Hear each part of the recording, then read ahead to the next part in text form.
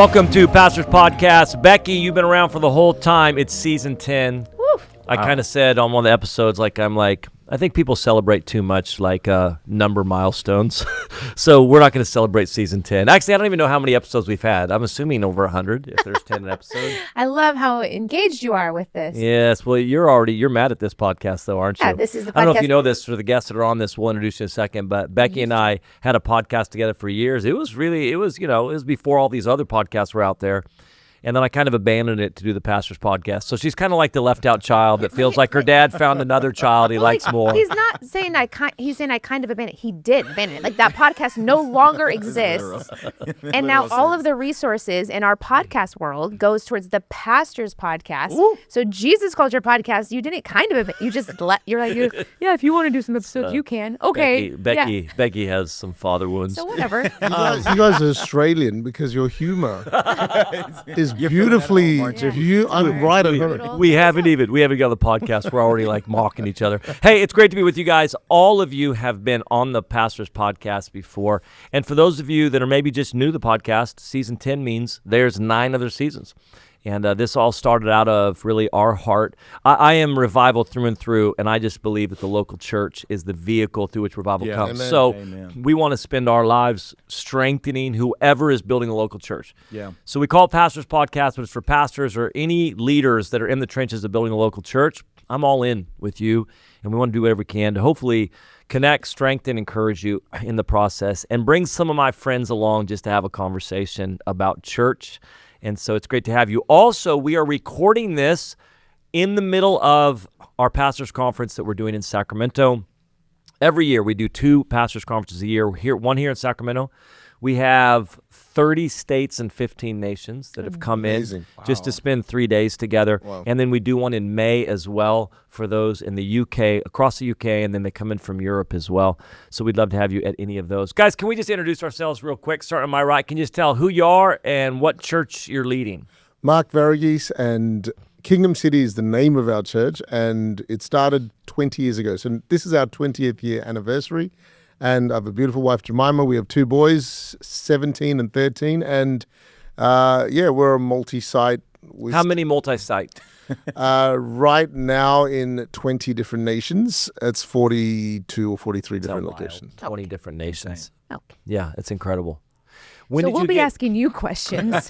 Yeah, I tell you. So I'd like to now turn this over to you if we could and have you host.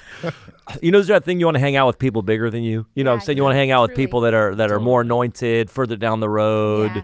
And then every once in a while, I'm like, I just want to hang out with people smaller than me. Can I do that? Because I would feel better about myself. Have you ever been around? Mark's a guy. This is true. And Mark's a friend and legitimately adore him and his wife. But you ever get around people to their church and you think, I don't know if I'm depressed right now or inspired. I don't know if I'm discouraged at what's happening here or if I'm inspired. Provoked. I don't know. It's a fine line. There's a mixture in between there sometimes, right? Because you're like, I think I'm more depressed right now. I'll get encouraged in a minute, but right now, let me just sit here. So that's the friend you are for me, Mark. Yeah, wow. Well, I'm not sure what to say. I mean, is this your honored to play a role in your life. Is this your first time in person on the podcast? In person, yeah, because we did one on Zoom. On Zoom, so good. And that was a lot of fun. And I just find you, Banning, one of the most refreshing humans on earth. And forget pastors, humans. And it's a privilege just to learn and sit around and have a chat. So great. Thanks for Mark speaking at our conference here. And so great, so grateful you jump in and be a part of this. Brandon, you're with us as well, doing some breakout sessions and pouring into pastors. So grateful for you to do that. I was telling Becky to the crowd, I said, listen, all of these breakout speakers are main session speakers who are friends who said yes to coming in for a very low honorarium just because they believe in pastors and pouring into leaders. So didn't know that. He will not. He will not surprise, be surprise. Brilliant management of expectations right there. Did you not get my rider? Brandon, introduce yourself.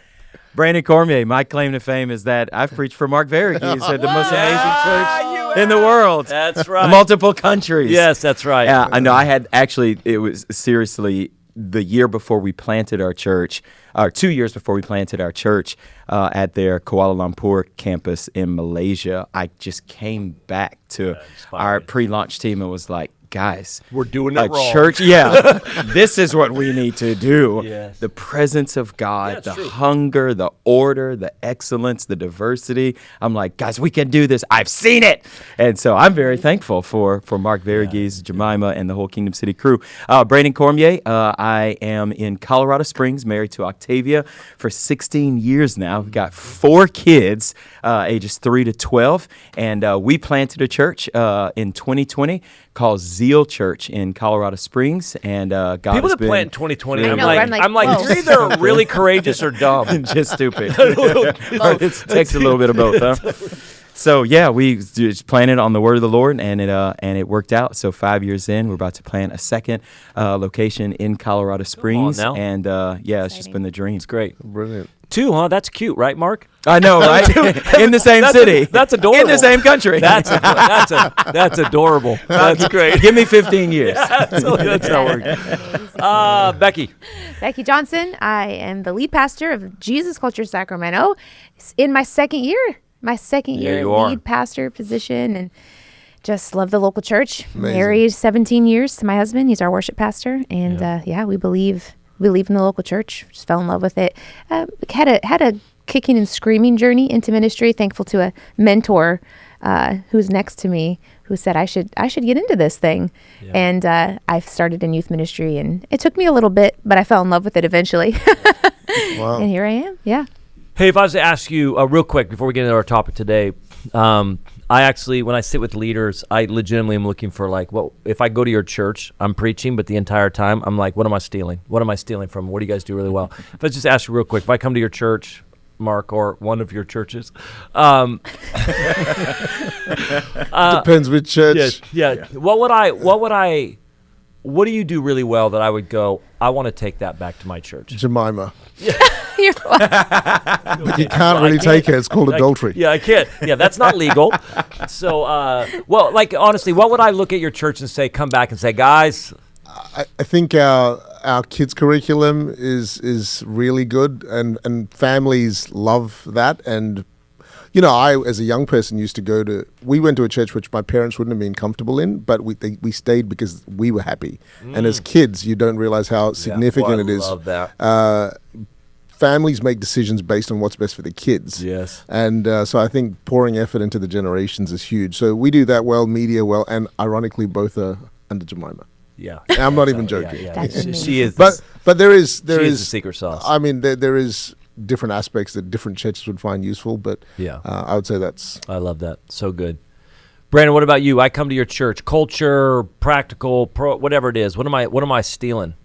Yeah, I think whenever you would come to Zeal, I think you would be pretty deeply impacted by the level of intentionality, especially in the American church with everything that has been happening for years now. The intentionality behind diversity and just a multi-ethnic expression. I think that the Church of Acts serves as a model of whenever the Holy Spirit is really wanting to pour out revival. I don't think we can have revival in the context that we all desire it with one expression even culturally. I don't think that's the heart of God, at least for the American church. And so when I say that, I think whenever you look around, both in the leadership, on the platform, in the lobby, across the board, it's like, oh, there's people from all different backgrounds of this city. And I think the other part would be, it's aptly named, there's zeal. There's real spiritual passion, hunger, and fervor from the oldest person. We got senior saints, and then we've got de-churched, unchurched people that have come in, and it feels like there's been kind of this awakening, like, oh, I have permission to run hard after God. love it. Incredible. So good. Becky, Well, now I'm at your church. You're but there, so I'm what? there. I'd be interested to know what would you? Yeah, we're interested. Let's We say wanna Brandon know. comes to We your wanna church know. Yeah. and says, "What am I stealing?" Yeah, I think I would say you could call it culture, but I'd say the level of buy-in from the staff to the families in the church to the volunteers. There is a level of we are mission all together. in on Love these that. mandates. So there's 4 mandates of our church, and it's like there aren't people who are like, I really like the first 2, I really like 1, but I don't like the 4th. It's like they know the mandates and they're on mission, and they see how what we're doing week in and week out is unto that, and they're just bought in. They're bought in. awesome. If I could share a quick story, one of our girls in our kids ministry is called Game Changers. So one of our mandates is to mobilize the capital C Church for revival. The big C Church. Yeah, we say mobilize the big C Church for revival. Yeah. And so they share, they open up the mic for the kids. What are you going to do for God when you get older? Da, da, da. What are you here for? 8 years old, she takes the mic and she goes, I'm here to mobilize the big C Church for revival. Yes. Yes, Come Serafina. Her name's Serafina. That's So I thought, oh, that was a good indicator to me that it's trickling down Very and good. that there's real buy-in. And I think Very that good. it takes a lot of Can intentionality. let's have this conversation, because actually I'm going to jump into a different topic with you guys, a little bit similar. I run into a lot of pastors who are a little bit shooting from the hip. They're kind of leading from the gut. And I've said for a while that you won't actually create momentum until you get a group of people together headed in the same direction over a length of time. So, the concept that we use this above ground pool. If there's an above ground pool and you want to get momentum, get everybody in a corner and start going around the same direction. But if one person's going that way, one person's going that way, one person's going that way, you're never going to get momentum in that thing. So the question I'm asking is, what I find sometimes with leaders who are hungry for God, who are want to see impact, but maybe haven't been intentional around either one, clarifying mission, clarifying vision, and then I would say another thing, actually knowing how to communicate it. How much work are you guys putting into the intentionality around this is who we are, this is where we're going, but also this is how we're communicating it to really get buy into that? Can we? Because I think there's a lot of, I just think some guys are just, they're either not naturally good at it, or they just don't realize how much work it actually takes to get to that point. Yeah. What's that process been for you guys, and what's the advice you're giving to people? We all look at Mark. Yeah. All of us are going to be like, hey, what do you think, Mark? Every question. So what do you think, Mark? Mark, what are your thoughts on that, Mark? No, and also, it is everything. It is everything. Clarity is everything. Yeah. Clarity produces alignment. And I think there is something about that process that can be tiring for a lot of people, because you don't want to, repeat yourself, but repetition is culture and clarity. Everything is culture. Every conversation is culture. HR is culture. You have to continually magnetize the people in the same direction to create any kind of magnetic momentum. And I think that is, for us anyway, an absolute. It's a non-negotiable. And what you just described, the fact that there's 4 mandates and everybody's around it, is testament that you've actually done that, because without that level of clarity, agreement, alignment, continual consistency in the same direction. And I think one of the mistakes we make as leaders is we think people understand what we're saying, and we think sometimes repetition will fix it. I like to hear, to me, the sign that you understand what I've said is you can teach it. Yes. Because what you heard and what I said could be slightly ajar. And if you can articulate, you can repeat it, that's a sign you've heard it more than I said it well. Yeah. I could say it really well, and I think, gee, I did a great job. And if your inability to express it and articulate it in your words to the next generation or the next layer is the proof that I was just deluding myself. Because I like to hear that. So even at the end of a conversation, so what did you hear me say? Yeah. Yeah. Like, it's an extra 3 minutes to the meeting. Yep. But it is the most worthwhile 3 minutes, because you'll hear nuances in their response that indicate, no, I didn't quite Yeah, because they have a filter. No, yes. everybody has a filter. So I think that is a huge part of it. I know they understood it by the way they clarify it. It's good.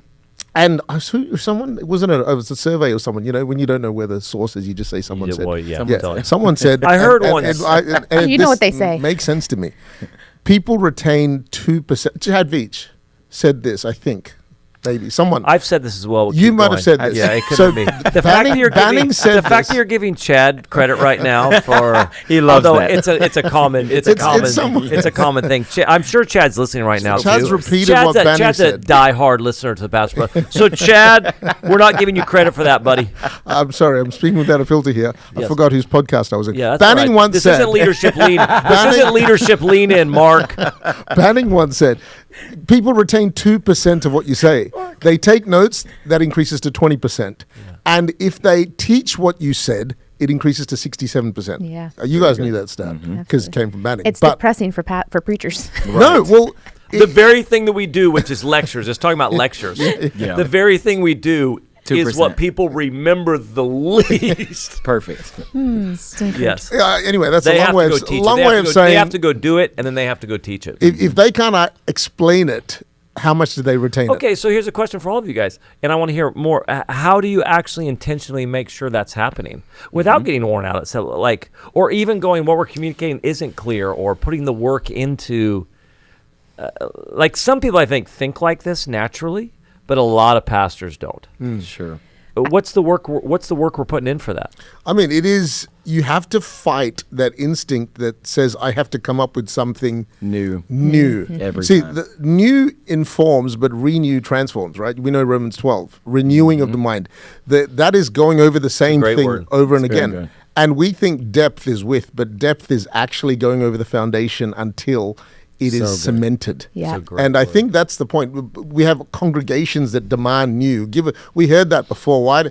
And the foundation stuff. We want to entertain. Yeah. It's an Yeah. entertain thing. Yeah, We yeah. want people like the new revelation I have or this. Yeah. And we're actually just trying to, at some level, Yeah. people are coming to somehow be, their ears tickled at some level, like, ooh, I've never, ooh, Yeah. ooh. And I'm like, Yeah. I don't need you to go, ooh. I need you to actually go do what I talked about last week. And that's Matthew 7. Yes. He who hears my word and And puts it puts into it in practice. practice. Yeah. Stormproof is not, I heard the word, but I did the word. Yeah. And Very that's why two Christians can live in the same storm and one survive it. Yeah. Because it's he who hears my word. That's the scripture. I used to read that parable and think it was about foundation or Yes. something. But it's a bit about obedience. It's about application. Yeah. But Very the good. problem is And the once result they've of heard that it, obedience yes, is foundation. once I've heard it, I think, well, I need to give them something new.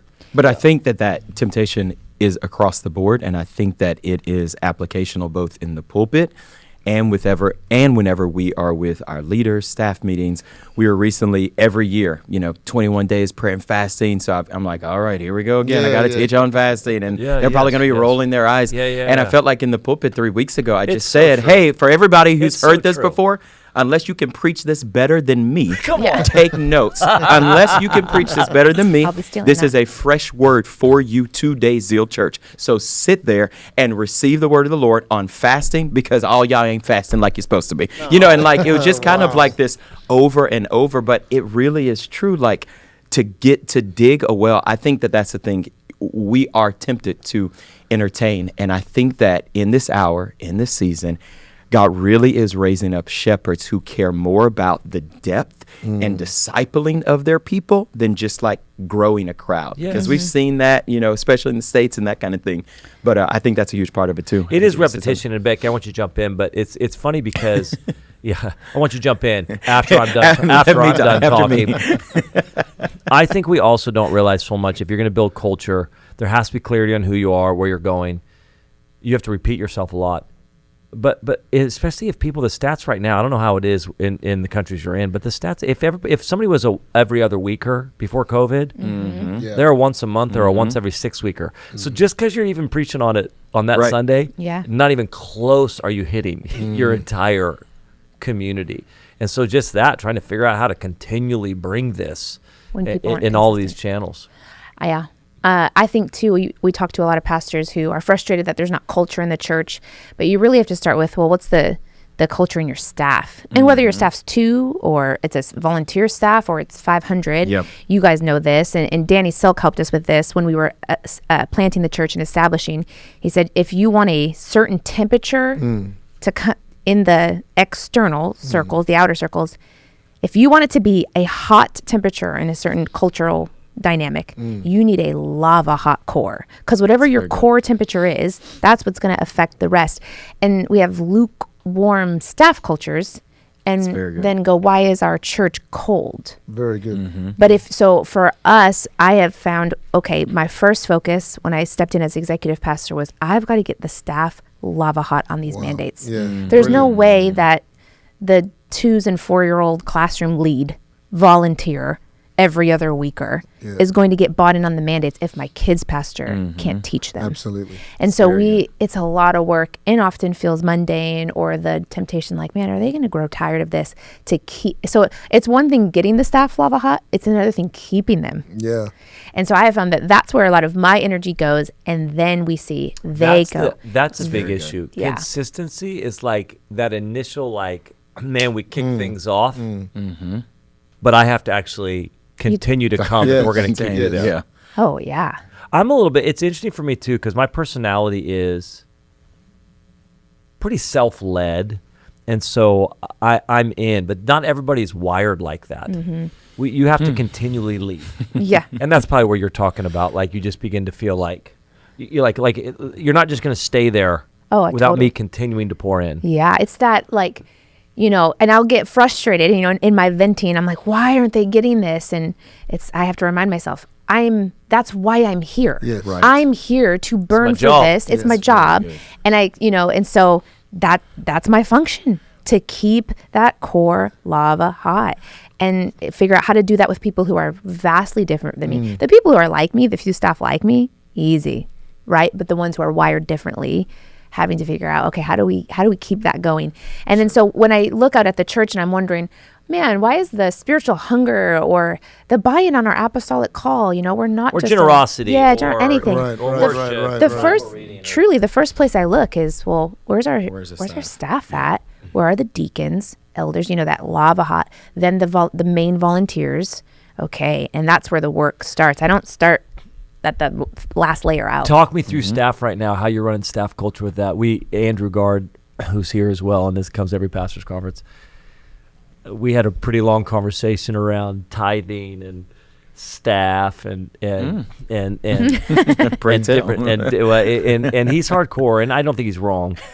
But how much are you like, it's required that you're at a it's not going to be a science, but are you like, I need you to 6. I need to know that you're moving there. Like, how much are you walking with staff members who maybe aren't fully bought in at the level? We're talking about spiritually hungry, would be the first to sacrifice, would be the first to give, or and basically on the face before the Lord. And what Andrew was saying was, they're not on staff if they're not. Yeah. Like, it's like a high barrier to entry. We were like, whoa, I like it. You guys, you don't have to disagree with Andrew right now. But how do you do that with staff? I mean, how much are you saying, I'm going to develop you, and then there's a point where it's like, because I'll say this, I think there's a lot of church staffs that if they really look at their staff, they're like, they're not what we want to reproduce at all. Yes. And Andrew he's hardcore because he's like, no, the graphics guy, not the pastor, the graphics guy is going to be fully bought in and sold out for the culture that we're going after. Yeah. So he's across the board with it. How do you guys handle that stuff on your staff? I don't know how he applies it, but for me, I think the values around culture are non-negotiable. So the graphics guy and what that looks like and versus the pastor might be slightly different, but you can't compromise on the culture. So the question is defining the culture. What are the non-negotiables? What are the things that, what are the things that, listen, whether you're the administrator, the receptionist, or the elder or the bishop, we're all in on this because this is kingdom. This is who we're supposed to be. See, it's one thing to create behavior or create consistency, but what you really want is you want this to be the authentic conviction, because and that's whether you're staff or whether it's the outer circle, like Becky was saying. I think that's the same. That's the point. It has to be who we are. So consistency without conviction creates behavior, but not really. See, for example, praying for the sick. There's no power in it. No, because like we could create a culture around praying for the sick, for example. Yes. We do it consistently, right? If consistency sees the big consistent word for culture, we do it. But then there might be people who actually believe that sickness is from God or whatever. So you have to go into the unshakable conviction as to why God wants people healed. And without the conviction, the consistency is just at best a repetitive habit. So if something becomes conviction and the graphics guy becomes in the bishop and the administrator, the staff level, they have to have conviction, not just consistency. We want consistency at level 4, but everyone needs to know the why. If you lead by teaching people what, you create a cult. You lead by teaching people why, you create a culture. Because it's now not, I have to do this. It's, this is a game changer. This is why we have a culture of forgiveness or thanksgiving or honor or generosity or whatever it is. A part of our core values is it's not just here's the 10 core values.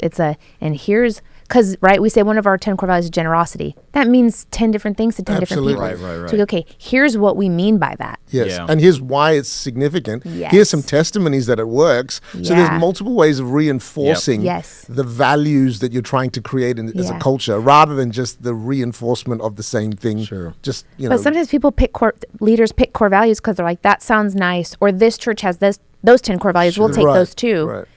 And I'm like, whoa, do you know why those are those the core values God has given you to uphold? And Well, I think it's got to live. I think it's got to live in you. I think, we are a church 5 years old. Most of our staff up until 2 years ago was all in their 20s. So we built this church with 20-year-olds, which fun journey. Those are called kids. I know.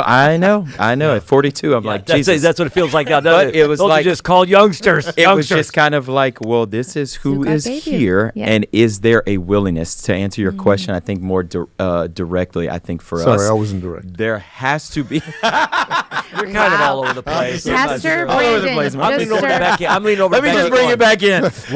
What is Mark even talking For the about? real answer, ladies and gentlemen. No, I Go ahead, think Brandon. to be practical, because I think we're trying to be practically helpful, and you've got people in here who just planted churches, or they've got 3 years in, or whatever. I think for me, it was always what I look for the most is there a teachability, and is there a humility to come and learn? So yes, you can make videos, or yes, you have a little bit of a gift or a talent. Are you willing to learn? Are you willing to be teachable? I had guys join, it's like tithing, and it's like, this is how we, so no, even at a contract level, nobody is contracted from our church who does not believe in tithing, because you're a hypocrite if so, because you are taking what you're not even contributing into, and here's the why behind it. So it's like they didn't even have a theology for it, but are you willing to learn, to get up for a prayer call every Tuesday morning at 6:33 for Matthew 6:33? You've got to be on the prayer call. I literally fired a guy because I'm like, you can't miss 6 months of prayer calls and not tithe. Bye. And it was like, so you have to figure out, like, to your point, what are your non-negotiables? We're Like, becoming what Zeal. is your? We're becoming can't Zeal be- Sacramento. Actually, I'm It going to can't take be that. zeal. Where's the zeal? Yeah, where's the zeal? Well, I think truly, Sounds like passivity. what You should be called happens is- A passivity. little zeal people zealots. pastors get desperate for gifting Sure. and Yeah, talent, sure. and they just overlook a bunch of stuff, and then you wonder, how'd that get in there? Now there's mixture in the camp. There's things happening. It's like, but they're really gifted. Yeah. And so we have had to say goodbye to very gifted people, and I'll take the excellence down a bit to keep the culture Amen. intact. Thousand And I think that's amens what to that. leaders aren't willing. Where is the? So you're very black and white, what? which I love, which I actually genuinely love.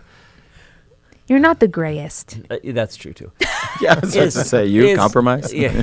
Well, my black and white's right. That's the difference. That's the difference. That's the difference. Stretch your hands toward him. Are there practical? Is it just that, like, hey, we realize you're not there yet, because again, smaller churches, new churches, whatever else. Hey, we realize you're not there yet, but I can see your heart to get there. Some of this stuff is a yes or no thing, though. Yeah, Of true. course. You're either Yeah. tithing or you're not tithing. Yeah. Sure. And I do agree. We've been with our staff. We would have a core value. We believe in the tithe, because you cannot take your salary from the widow's mite. You cannot participate in a system you don't actually even believe in. Very good. Right. I'm like, I'm fine if you don't believe in it. Just don't get your livelihood from it then. Because there are people that that sacrifice, Right. because they believe so deeply in honoring God with the tithe and this system. Just don't participate in it then. I'm fine with that, But Do you get them to tell you? well, this is the weird part of it. This is This is now, like in some This is what countries, we saw- they this is what they Andrew- take the 10% out before you even get the Some 90. countries do. Yeah. No, well, I've we looked don't. into We California don't. law. We're not doing that. We're not doing that. One church I work for did. Oh yeah, It was yeah. like No, we automatic. would. Because I do believe We don't that do to be that, by the something way. from the heart. Yeah, we yeah, are sure. we are looking for that stuff. I think that people can line up and not have a. Well, you don't want thieves on your staff. Yes. I yeah.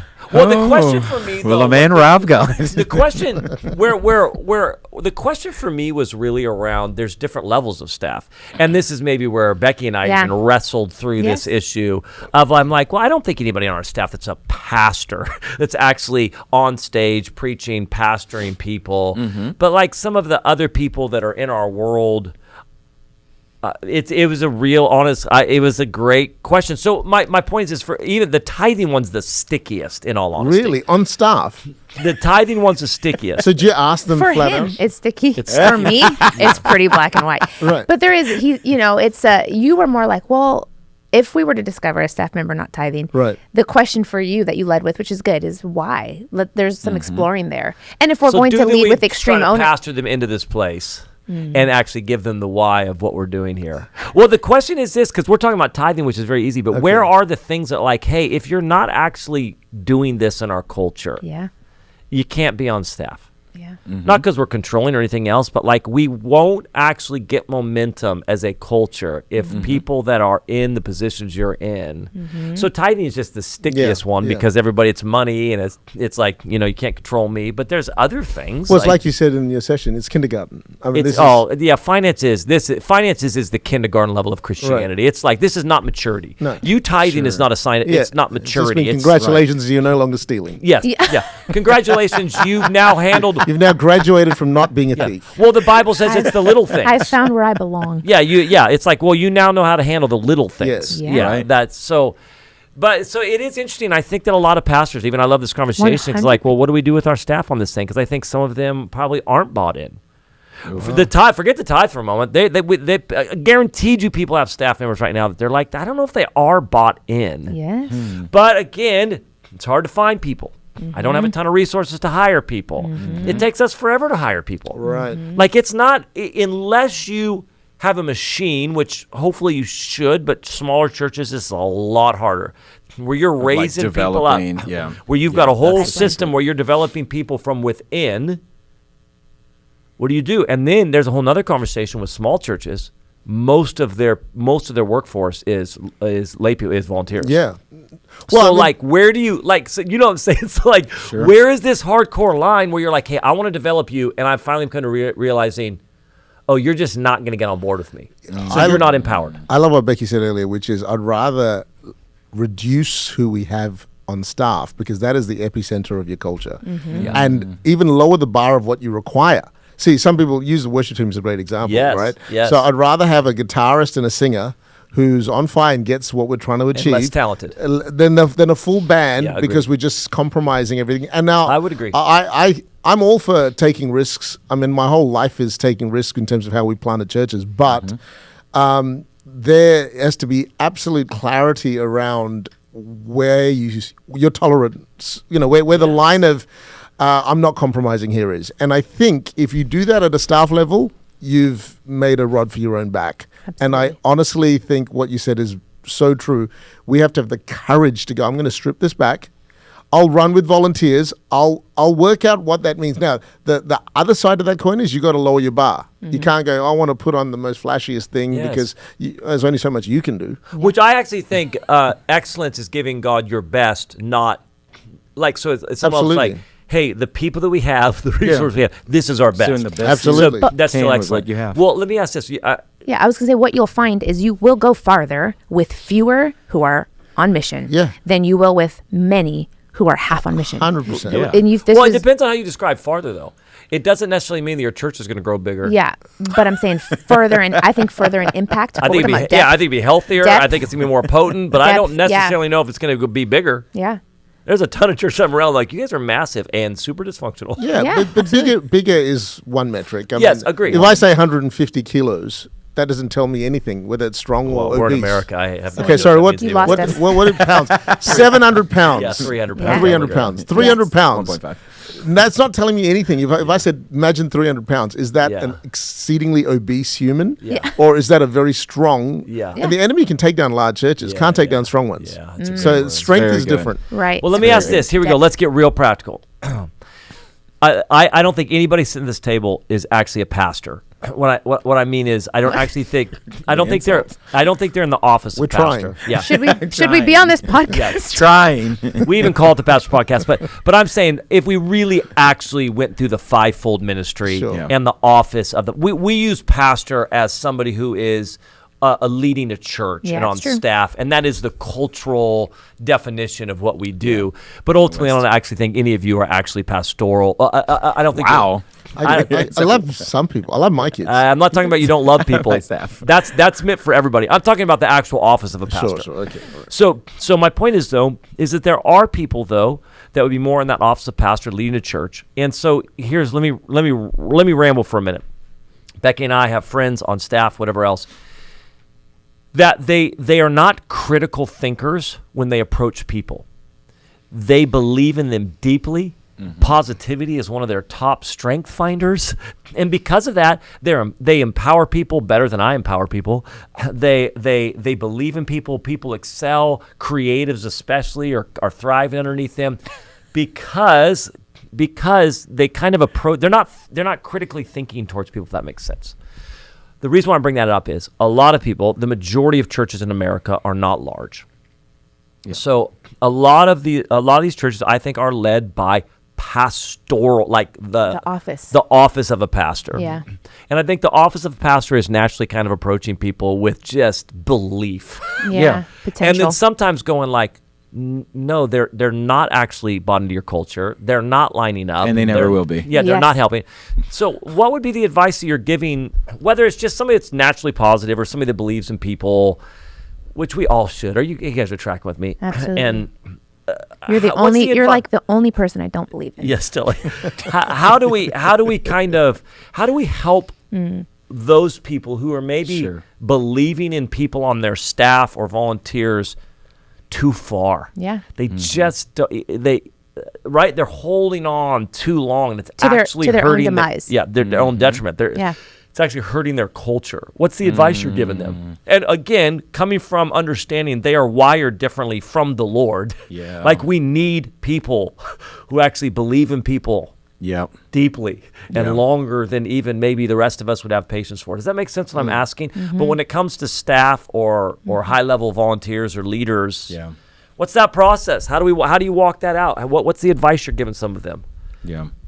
I think you got to start with two things. I think number one, it does become a stewardship issue, right? Like if we really read the scriptures, if we really understand whenever Jesus was talking about the parable, like what was given out, was it multiplied? So I think we have to start from a stewardship place. Am I stewarding this person well? We're owners of nothing. We're stewards of everything.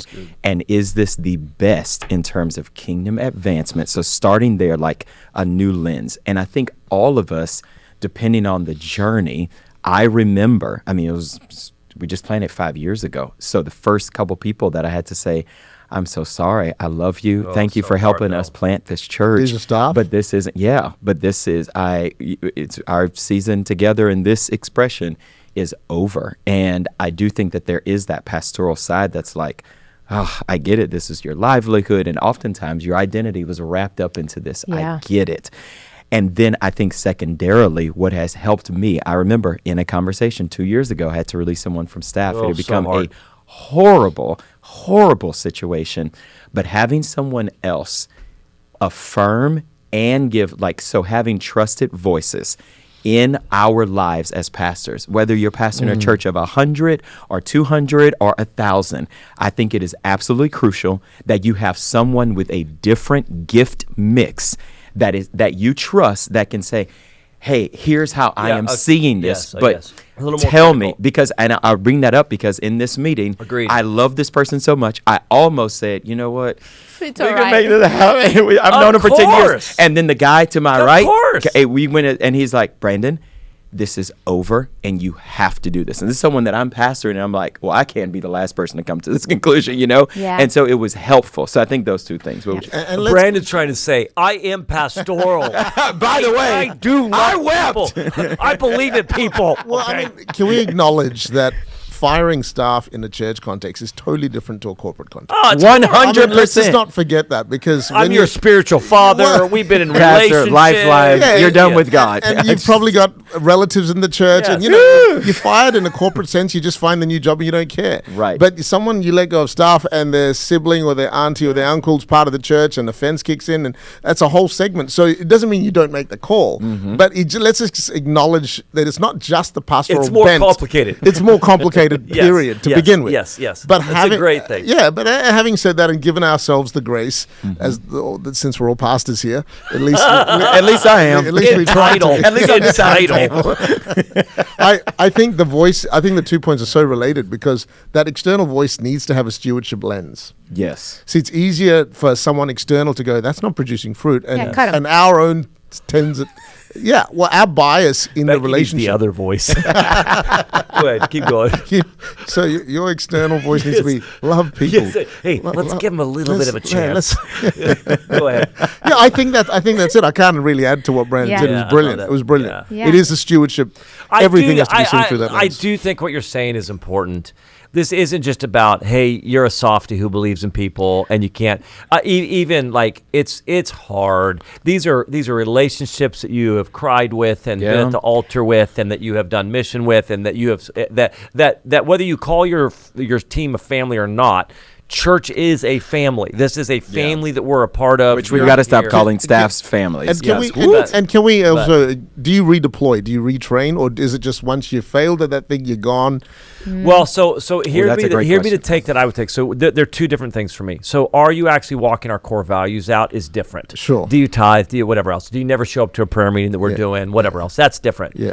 In regards to whether or not you're being fruitful and effective in your job, I do think we have for me, my take would be, one is I need to figure out, are you not fruitful because I actually put you in the wrong spot? Right. Yeah. And that's something I've done that a ton. I'm like, I actually thought I am the one that put you in a spot that you're actually not.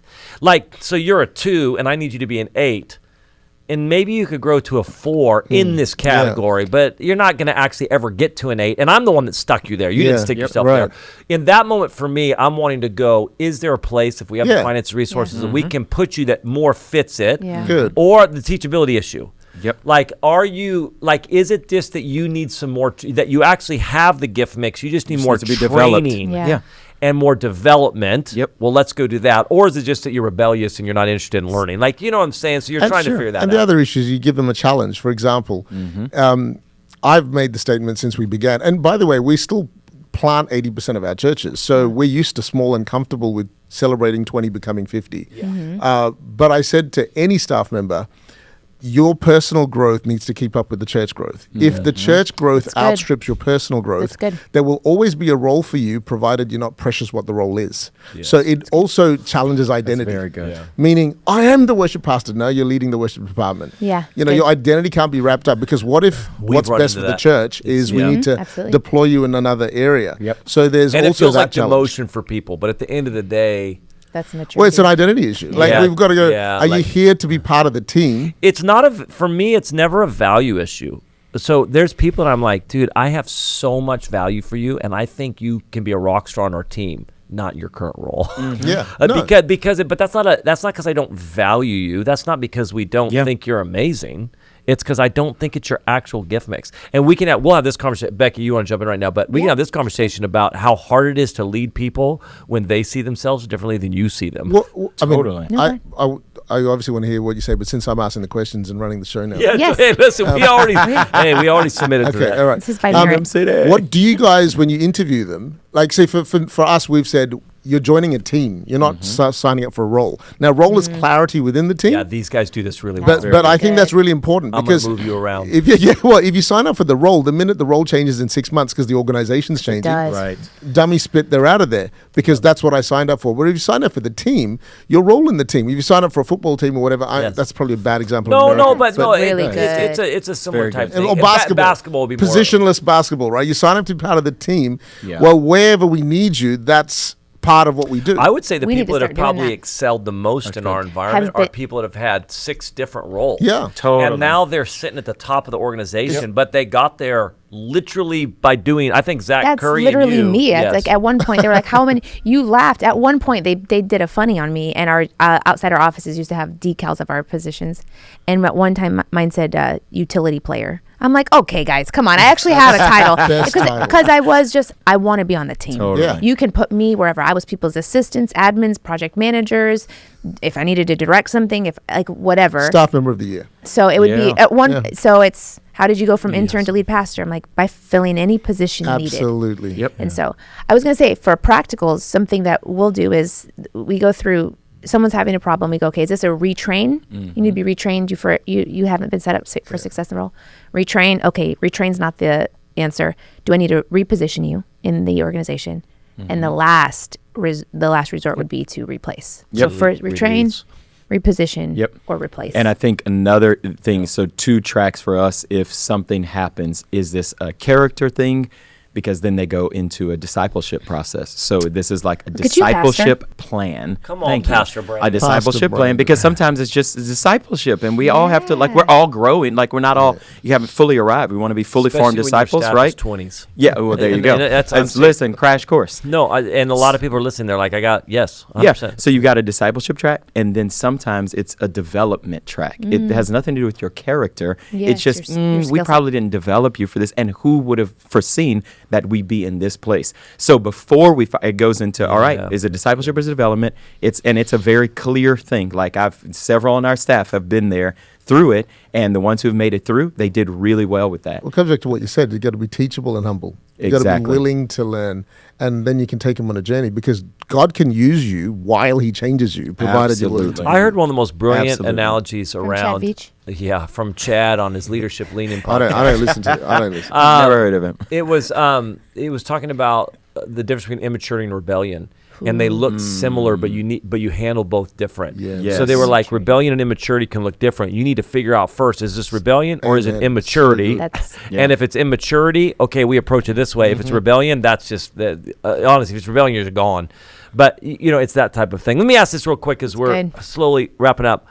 One of the things that I think is the hardest when it comes to leading staff in repositioning is when you encounter staff that see themselves differently than you see them. Oh Lord. And what is required of them is to actually trust you more than they Yes. trust themselves. Yeah. Around like, I believe I'm a number one. And I'm like, I believe you're a phenomenal team member. Like, and I actually think our team is going to be stronger and better and more impactful because of you. I don't think you're a number one Yeah. in this world right now. And they're like, oh, well, I feel like I am. How do you guys handle when you're running into? Or God told me. Yeah, there's God told me that and I'm like, oh, Yeah, there's did another he? one. Well, God's going to have to tell me then because I am over this. How are you guys handling it? It's honestly one of the most difficult things I think Yeah. that we've run into. People that we really do love, Yep. but just cannot come to the place where they trust how we see them more than how they see themselves. And so therefore it's just what's happening is incongruent inside of them. How are you guys pastoring that? And Becky, particularly, I think we could speak into this more so in terms of like young leaders coming right out of that world, because there is something, I think now that there's this heavy mistrust. Like I Of authority. saw how people were mishandled. abusive. So That's how why can you I don't see bring me my this way. calling Yeah. and be like, what do you say, Pastor? And it's like, you're going to Yes. take advantage of me, abuse me, trigger me, trauma, like all the different things, right? Oh, absolutely. How are you handling it? I mean, I think it's not really complicated because you said it at the end of the Do you remember how I said she's Well, just black and white? Do you remember she's like, this Hold is not on. complicated. Ain't complicated at all. We're the old pastors, they're the young ones. let me tell you what. Well, it feels a little more complicated. In our generation, it's pretty clear. People's hearts are not nuanced. Let me tell you. At the end of the day, if it's a submission, if you're not submitted to the environment and to the leadership, and this is what we had a transition of leadership, and it was like, okay, if you can't get there, it just does, unless, like you said, okay, where's their heart? Is there that willingness to say, my entire journey was, I don't see what you see, Banning. I don't see. You either saw things I didn't see. I saw things you The didn't. difference was I actually saw more than you saw. That was the difference. But- I'm not just saying this. I'm dead serious. I'm like, I just don't think. I'm like, the difference is I saw greater things than you saw. But So how do isn't that's a it- bad example. But how do we the communication, the way in which it's almost like for me at least, I try to make sure that there have been enough deposits along the way so that I just had to have a conversation. Like, this is very, very fresh. Relational Pastor equity. Brandon, this is God spoke to me. And I said, I love that. Do you trust me? Yeah. And then my next question was, have I ever mishandled or mistreated you in terms of your calling? That's good. In terms of what I've seen, like have I invested in you? Yes. Have I? Yes. So I need you to trust me one more time. And I think the way we can go about it 100 different ways, but I think the healthiest way that I can see is inviting them along the journey, at least with the leaders that I'm working with. It tends to work out, and we're months into it, and it's like, thank you so much. And I think that there's an appreciation. Thanks for meeting me, at least trying to meet me where I am in this. And Pastor, me through this transition. Because for some of, and it's an identity thing whenever you begin to touch on people's identity. Yeah. So we can cover that too. But I think that's a development kind of discipleship thing. So. Okay, What it's would more you say? complicated. What would No, you it's black- say? it's black What and would the white. bishop say? Come on. Because if they say I don't black trust and white. I don't trust you, then it's like you can't go that Well, far. exactly. And had that been the answer, it's like, well, I'm But not can sure I if we can get do you together. there is the great part. Can I walk with you and get you to a place where you go, I do trust you. But how'd and you I've get got here? hurt. How I've did got you get hurt, here? How'd I've you got get pain, here? Why are you I've here? got- yeah. You owe me your life. No, You wouldn't be. But like, how'd you get in the door if you're like, I don't, or if it's all of a sudden I don't. I don't know trust- about you. Yeah, it's like, Bishop. tell us. I Close think us. this lands where it started, which is culture. You can focus on how do you have that conversation, and in isolation, that is foreign to the culture that you've created, which is everyone just run in your lane and mind your own business, and now suddenly I want a career change. Whereas if you create a culture of we're a team and feedback and, good. create a culture of mirrors. I mean, everybody on staff has to have the courage to look into a mirror. And everybody has the courage to be a mirror. Okay. And I think if you can create that as a culture rather than just some sort of exit interview strategy, Ooh, or that's you know, good. That's then very then good. what you have is something that's normal. It's oxygen, and it does take courage to look into a mirror because the mirror is inflexibly faithful and unerringly accurate. And if the mirror says ugly, don't blame the mirror because the mirror is there to help you see what you can't see. It's good. And then at the same time, everyone has to have the courage to also be a mirror. And there's ways to do it, like giving feedback. And in Healthy today, ways. in the younger generation, feedback is rejection today, and that's Yeah. complicated. But I think that is a cultural issue because Yeah. even in those conversations about, oh well, I'm a number one, and now I've got more in me, and if we've had conversations on the journey, this isn't an isolated intrusion into your normal life. It's going to be so much more healthy, so much more normal. And I think, that's why, in our world, someone tried to introduce a 360-degree feedback thing, right? Which I'm not against that. But for me, I said no because I don't want to create the subculture. Most times there's a subcultural consequence to anything we do. And that was an example. My introducing that would have inadvertently created a subculture where people don't give feedback until the anonymous 360-degree one day a year. So I said I don't want that because Matthew 18, if I've got a problem with a brother, go to them directly that day. I don't wait till the 360. People are like, I'm going to wait. Yeah, wait till I have a chance to fill in my 300. And so it sounds like a good thing, but for me, what was the cultural consequence? And I think the cultural consequence would have been I now avoid, I don't talk. So if we're having these conversations, how you doing? Where is that at? And you don't want to every week, so what's your destiny? You're not doing that. But it's a normal thing for them to be honest, and the trust is built on the journey, not just demanded in that moment. That's really good. It's very good. And that's why he has a bajillion churches. Yes. That's why things aren't always black and white, Becky. I've learned so much. Thank you guys for pastoring me. Is that why you invited me to this table?